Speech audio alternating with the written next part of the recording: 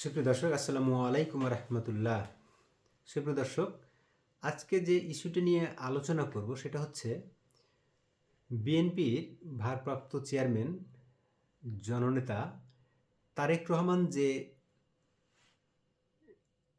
উষ্মা প্রকাশ করেছেন যে বিএনপির জনপ্রিয়তা দেখে একটা ষড়যন্ত্র হচ্ছে, এরকম একটা বিষয়।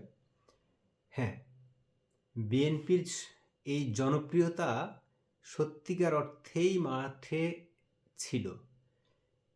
বিএনপির এই জনপ্রিয়তা দেখে কিছু রাজনৈতিক দল এবং কিছু ছোট ছোট দল এরা ঈর্ষান্বিত হয়ে যে ছোট ছোট কাণ্ডগুলো তারা করতে গিয়ে ব্যর্থ হয়েছে, এর জবাবগুলো দিতে গিয়ে বিএনপি যে তাদের প্রতিপক্ষ হয়েছে, এখন সরকারের সাথে তারা মিলেমিশে একাকার। সরকারের সাথে মিলেমিশে একাকার তারা মনে করত যদি একটা জাতীয় ঐক্যমতের সরকার তৈরি হতো, যাদের কখনোই, আবারও বলছি, যাদের কখনোই ইউনিয়ন চেয়ারম্যানের সদস্য হওয়ারও যোগ্যতা নেই, তারা স্বপ্ন দেখতে শুরু করেছিল, যেটা কিনা আমরা প্রতীয়মান হই, যে একটা জাতীয় ঐক্য যখন ডাক দিয়েছিলেন প্রধান উপদেষ্টা, সকল রাজনৈতিক দল যখন একত্রিত হয়েছিলেন, এরপরে জামায়াতে আমির যখন ব্রিফ করলেন যে খুব দ্রুতই আপনারা সুখবর পেতে যাচ্ছেন। এই সুখবরটা কি আসলে আজকে পর্যন্ত আমরা জানি না। এই সুখবরটি আমরা মনে করেছিলাম যে একটা জাতীয় ঐক্যমতে সরকার গঠন হতে চলেছে। তখনই আমরা বুঝেছিলাম বিএনপি যদি এখানে ফাঁদে পা দেয়, তাহলে বিএনপির একটা সর্বনাশ আসবে এবং সর্বনাশ ঘটবে। বিএনপি রাজনৈতিকভাবে খুবই চমৎকার একটা সিদ্ধান্ত নিয়ে তারা এই ফাঁদে পা দেয়নি, যাতে করে এইটা গঠন হলে, জাতীয় ঐক্যমতের একটা সরকার সে সময় গঠিত হলে বিএনপি একটা ঝামেলায় পড়ে যেত এবং সরকারে তখন ছোট ছোট কিছু যেটাকে বলা হয় বড়ইয়ের বিচির মতো, জলপাইয়ের বিচির মতো কিছু দল, যারা ইউনিয়ন পরিষদের সদস্য বা মেম্বার হওয়ারও যোগ্যতা রাখে না, এরা উপদেষ্টা বা মন্ত্রী পদমর্যাদায় আসীন হয়ে বসে থাকত। সরকারে বসে তারা তখন নিজেরা লাভবান হতো এবং তারা নিজেদের দলকে বুস্ট আপ করত। এই বুস্ট আপ করতে গিয়ে বিএনপি ভাঙনের মুখে পড়ত। এই ষড়যন্ত্রের মুখে পা দেয়নি বিএনপি। বিএনপিকে আমরা এখনও মনে করি, আমরা জানি বিএনপির মধ্যে অনেক মুক্তিযোদ্ধা আছে। বাংলাদেশের মানুষ যে ৭১কে ছাড়া কিছু বোঝে না, এবং বাংলাদেশের মানুষ যে মুক্তিযুদ্ধের চেতনা ছাড়া অন্য কিছু মেনে নিতে চায় না, খুব দেরিতে হলেও এই সরকার সেটা উপলব্ধি করেছে। পুরোপুরি করেছে সেটা বলবো না, তবে কিছুটা করেছে।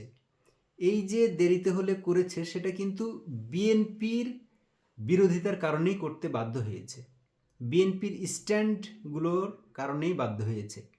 এই কারণেই জনাব তারেক রহমান বলেছেন আগামী নির্বাচনটি খুব সহজ হবে না, অন্য অন্য সময়ের চেয়ে আগামী নির্বাচনটি খুবই কঠিন হবে। এই যে বিচক্ষণতার পরিচয় দিয়েছেন জনাব তারেক রহমান, খুব জনপ্রিয় দল এই মুহূর্তে, এবং বিএনপি যে ক্ষমতায় যাবে, এখনও যাওয়ার দ্বারপ্রান্তে আছে। আমি বলি, রাজনৈতিকভাবে এই প্রেক্ষাপটগুলো যখন মোকাবেলা করতে পারতেছে, মোকাবেলা করে তাদের ক্ষমতায় যেতে হবে। যেমন এখন মাঠে আওয়ামী লীগ নেই, গত 17-18 বছর যাবৎ বিএনপি ক্ষমতার বাইরে। বিএনপি যখন ক্ষমতার বাইরে, তখন আপনাকে বুঝতে হবে যে আওয়ামী লীগ মাঠে দাঁড়াতে পারছে না। এটা কিন্তু বিএনপিকে ক্যাশ করতে হবে। ক্ষমতায় যাওয়াটা খুব ক্লিন। যখন আওয়ামী লীগ মাঠে নেই, তখন যদি একটি নির্বাচন হয়, বিশেষ করে আওয়ামী লীগের মতো একটি দল কখনোই স্বাধীনতা বিরোধীকারী জামায়াতে ইসলামের কাছে তারা ভোট দেওয়ার জন্য, কিংবা তারা ভোট দেবে না, দিলেও 5% দেবে, কিন্তু মেজরিটি পার্সেন্ট, অর্থাৎ আমরা যে বলে থাকি 30 to 35% ভোট আওয়ামী লীগের এখনও তৃণমূল পর্যায়ে সব মিলিয়ে আছে। এই ভোটের অ্যাটলিস্ট সব বাদ দিলেও 25% ভোট বিএনপির ঘরেই যাবে। সুতরাং বিএনপিকে খুব কৌশলী হইতে হবে, এই জায়গাতে বিএনপিকে খুব কৌশলী হইতে হবে। ইতিমধ্যেই বিএনপি যে কৌশলগুলো অবলম্বন করেছে তা সেন্ট্রালি আমরা প্রতীয়মান হতে দেখেছি, কিন্তু বিএনপি তৃণমূলে যে কিছু সমস্যা আছে, এই সমস্যাগুলো খুব দ্রুত নির্বাচনের আগে খুব দ্রুত এগুলো আইডেন্টিফাই করতে হবে। আপনারা এটা ধরে বসে থাকার কোনো কারণ নেই যে প্রধান উপদেষ্টা যে 2025 সালের শেষ দিকে অথবা 2026 সালের জুনের মধ্যে একটি নির্বাচন দেওয়ার উনি কথা বলেছেন, এটাই যে ওনার শেষ ডিক্লেয়ার তা নাও হতে পারে। তবে আপনারা আপনাদের স্ট্যান্ড, আপনারা যেমন এখন রোল প্লে করছেন নির্বাচনের সুনির্দিষ্ট রোডম্যাপের জন্য, এই সুনির্দিষ্ট রোডম্যাপটির জন্য আপনাদেরকে এখন মাঠে থাকা লাগবে এবং কথা বলে যেতে হবে। আপনাদের প্রয়োজনে এটার জন্য আন্দোলনও করতে হবে। এটার পিছনে আপনাদেরকে একটাই কারণ, সংস্কার আপনারা যেটুকু করতে দিয়েছেন করুক সরকার, অন্তর্বর্তীকালীন সরকার, এবং আপনারা এটিও বলুন এই অন্তর্বর্তীকালীন সরকার যে সংস্কারটি করে দিয়ে যাবেন, এমনিতেও তাদের কোনো দলীয় ম্যান্ডেট নেই। কঠিন একটা পরিস্থিতির মধ্যে যখন এই সরকারকে, অন্তর্বর্তী সরকারকে যখন দায়িত্ব নিতে হয়েছে, তারা দায়িত্ব নিয়েছে, কিন্তু এই সরকার সব কিছু চাইলেই পরিবর্তন করতে পারে না। আর পরিবর্তন যদিও করে তাহলে সেটা জাতীয় সংসদ নির্বাচিত হয়ে এসে যখন একটি রাজনৈতিক দল যখন ক্ষমতা গ্রহণ করবে, এই সব সংস্কার চলমান। আপনারা এই আওয়াজটি তুলতে থাকুন। আপনারা কি মনে করেন যে এই সব সংস্কার যা কিছু করে দিয়ে যাবে অন্তর্বর্তীকালীন সরকার, সব কিছুই আপনারা রেখে দিবেন? না, সংস্কার একটি চলমান প্রক্রিয়া। সংস্কার হচ্ছে জনগণ এর চাহিদা মোতাবেক কখন কিভাবে পরিবর্তিত হয়, পরিমার্জিত হয়, সংশোধিত হয়, সংস্কার হয়, এইভাবে সংস্কার একটি চলমান প্রক্রিয়া। আপনারা এই একটা স্ট্যান্ডে থাকুন। আর বিএনপি যে কিছু জনপ্রিয়তা হারিয়েছে, জনাব তারেক রহমানের ফিরে আসাটা এখন খুব জরুরি হয়ে পড়েছে। কারণ জনাব তারেক রহমান যখন বাংলাদেশ বিমানবন্দরে এসে নামবেন, শাহজালাল আন্তর্জাতিক বিমানবন্দর, এখানে এসে নামলে আমরা মনে করি ওনাকে 1 থেকে 1.5 কোটি মানুষ সংবর্ধনা দেওয়ার জন্য রেডি হয়ে আছে। এই যে একটা ক্রেজ, এটা জনাব তারেক রহমানও জানেন, এটা অন্য অন্য দলও জানেন। তারেক রহমান, দ্রুত আপনি দেশে আসুন এবং দলটির হাল ধরুন।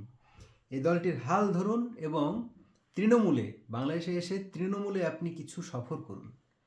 তৃণমূলে যখন আপনি অন্তত সময় না পেলেও আপনি যদি প্রত্যেকটা বিভাগীয় শহরে একটি জনসভাও করতে পারেন, একটা মেসেজ যদি আপনি গিয়ে দিতে পারেন, চাঁদাবাজি হবে না, টেন্ডারবাজি হবে না, এই হবে না, সেই হবে না, যতগুলো মানে ব্যাড প্র্যাকটিস আছে, এই কাল্ট প্র্যাকটিস থেকে আপনাদেরকে বের হতে হবে। এই কাল্ট প্র্যাকটিস থেকে যখন বের হয়ে আসতে পারবেন, তখন এই বিএনপির যে 25 থেকে 30% ভোট আছে, এর সাথে আরও 20% ভোট যোগ হয়ে বিএনপি একাই রাজনীতি এবং একাই তারা সরকার গঠন করবে, এটা বিশ্বাস করি। কারণ আওয়ামী লীগের কেউ না থাকলে আওয়ামী লীগের ভোটার আছে। আওয়ামী লীগের এই ভোটার কখনোই 71 বিরোধী অথবা আমাদের মুক্তিযুদ্ধের চেতনা বিরোধী দলকে কখনো মেনে নেবে না। আমরা মনে করি এবং বাংলাদেশের মানুষ মনে করতে চায়, মানুষ মনে করে যে বিএনপির প্রতিষ্ঠাতা যেহেতু একজন একজন মুক্তিযোদ্ধা, শহীদ মুক্তিযোদ্ধা, শহীদ প্রেসিডেন্ট। সুতরাং ৭১-এর চেতনা ধারণ করে বিএনপি। সুতরাং ৭১-এর চেতনা আপনারা ধারণ করে থাকুন এবং ৭১-এর চেতনাটাকে আপনাকে ধারণ করে রাখতে হবে। আপনারা জনগণকে পাশে পাবেন। যে ১০-১৫% ভোট আপনারা অন্য অন্য দলকে আপনারা আছে তারা নিয়ে যাক, তারা নিয়ে গিয়ে একটা বিরোধী দল গঠন করুক, কিন্তু আমরা আপনাদেরকে চাই জনাব তারেক রহমান আপনি ফিরে আসুন এবং আপনি এই দলের সম্পূর্ণ আপনি যেভাবে গুছিয়ে রেখেছেন আপনি দেশে এসে আরও ত্বরান্বিত করুন। আমরা চাচ্ছি যে স্বাধীনতাকে যেভাবে বিকৃত করা হচ্ছে, যেভাবে বিকৃত করার প্রয়াস চলছে, তা যেন আর না হয়। আপনি ফিরে এসে ক্লিয়ার মেসেজ দিন ৭১ আমাদের চেতনা এবং এই দেশ একটি সাম্প্রদায়িক দেশ। আপনারা কিছু স্টেপ নিচ্ছেন সেগুলো ভুল। ভারতের কাছে আপনারা ভারত বিরোধী কথাবার্তা বলছেন কেন? ভারত বাংলাদেশের আপনি চাইলেও প্রতিবেশী, না চাইলেও প্রতিবেশী। আপনার এত কাছের প্রতিবেশী কিন্তু পাকিস্তান নয়। তারপরেও বলছি না পাকিস্তানকে আপনি দূরে সরাই দিন। ন্যায্যতার ভিত্তিতে যতটুকু যার সাথে আপনার প্রয়োজন ঠিক ততটুকুই করুন। আপনি খুব ভালো করে জানেন যে জনাব রুহুল কবির রিজভী উনি ভারত বিরোধী কিছু কর্মকাণ্ড করলেন, বইয়ের শাড়ি পুড়িয়ে, বিছনার চাদর পুড়িয়ে। এগুলো ভালো লক্ষণ নয়। এই লক্ষণগুলো থেকে বের হয়ে আসুন। আপনি পাকিস্তানেরই কেন একটা চাদর পুড়াবেন আর ভারতেরই কেন পুড়াবেন? ভারতের বিরোধিতা আপনি করবেন আপনার জায়গা থেকে, আপনি রাজনৈতিক জায়গা থেকে করুন, কিন্তু প্রকাশ্যে দ্বন্দ্বে জড়ানো তো দরকার নেই। কারণ হলো ওরা একটা স্বাধীন সার্বভৌম দেশ, তাদের মতো করে থাকুক তারা। আওয়ামী লীগের সাথে তাদের একটা সম্পর্ক ছিল, তাদেরকে রাখতে দেন।